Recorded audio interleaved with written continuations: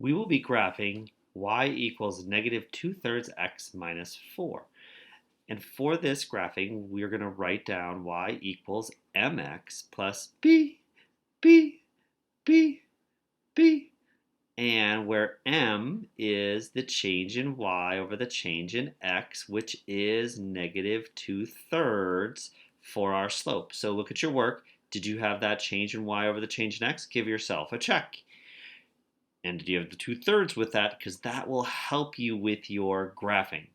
Now, our other number is the y-intercept, and did you write that as 0, and our b is negative 4, because remember we have to make this a plus a negative 4. So did you have a coordinate pair where x is 0 and y is negative 4? That is our y-intercept. So we're going to graph that as point. 0, negative 4 is our point. Did your line go through that point? Give yourself a check.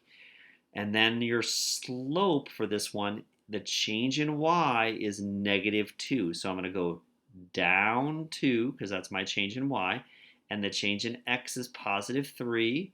So I'll go positive 3 to the right, put a little point, and then continue that on to the next point. So down 2 to the right 3. Down 2 to the right 3. So that is our last point on the graph. So did your line go through the point 9, negative 10? So we'll check that. And that's, if you went through that point, give yourself a check. Then I'm going to go backwards, left 3, up 2, left 3, up 2, left 3, up 2, left 3, up 2, left 3, up 2, and I'm to the edge. So that point that we'll be looking for is negative 9, 2. So you want to look for that point. If you went right through that point, give yourself a check. And I will now draw my line through that point, making sure I get it thoroughly lined up.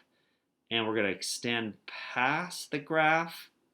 Ooh, I dropped it just a little.